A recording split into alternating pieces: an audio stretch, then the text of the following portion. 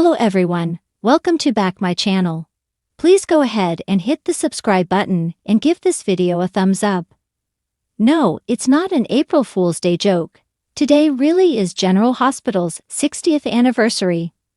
The show was released into the world back on April 1, 1963, the exact same day as NBC's similarly themed The Doctors and its utterly forgettable Ben Jared. Poor Ben Jared lasted less than 3 months. The Doctors made it 19 years. General Hospital, on the other hand, is still here all these years later, keeping us glued to our TV sets as we watch the folks of Port Charles make beautiful messes of their lives.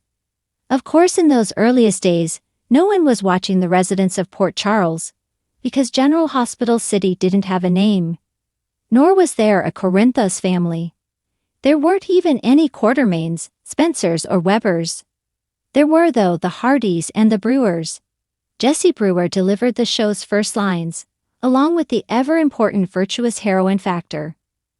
When General Hospital began, she was married to a younger man, Dr. Phil Brewer.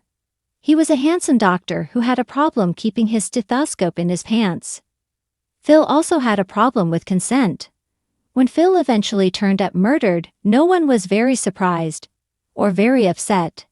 Jessie's good friend, Dr. Steve Hardy, meanwhile, cut a more heroic figure.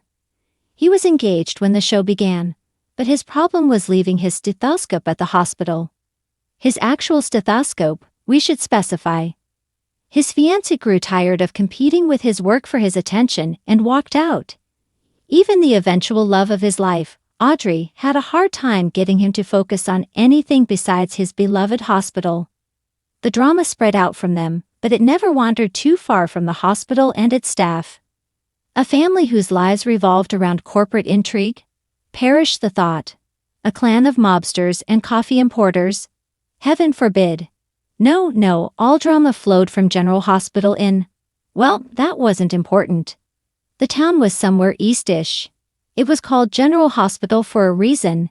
Heck, it wasn't until 13 years later in 1976 that the town finally got its name, Port Charles.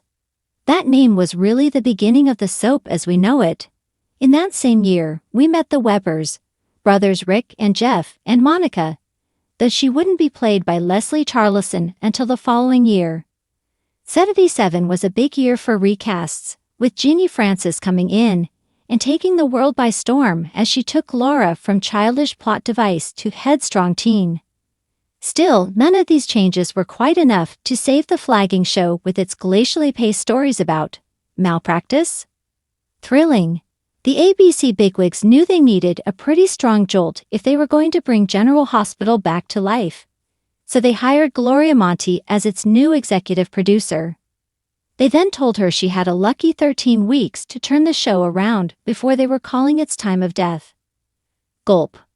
Monty brought in Douglas Marland to serve as head writer, and together they sped the storylines up and refocused on the younger cast. Read our tribute to him here. Laura took center stage, playing teen angst with Scotty Baldwin, making us squirm as she was seduced by her mother's friend, and blowing up daytime following her explosive pairing with Luke Spencer. The showrunners then asked if viewers would like to get to know the Spencers and the Quartermains, and got a resounding yes in return. And once the show discovered a world outside of the hospital, it seemed there was no place it couldn't go. Globe-trotting adventures, world domination, mobsters, super spies, supervillains, super couples. General Hospital didn't just set the soap world on fire, it set the entire world on fire.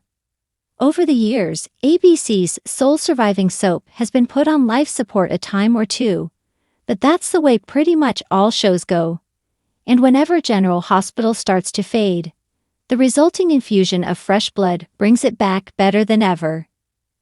That's certainly what happened in the early 90s, when Wendy Risha took over as executive producer. She gave us heart-wrenching topical stories like the HIV/AIDS crisis, a new tradition in the nurses' ball, and morally ambiguous action courtesy of everyone's favorite mobster, Sonny Corinthos. In the end, General Hospital, the show isn't that much different from General Hospital, the hospital. The buildings had a few wings added over the years, it even burned down once and was rebuilt from scratch. But decades later, that nurse's station is still there, still creating drama, and still giving us all a place we can call home.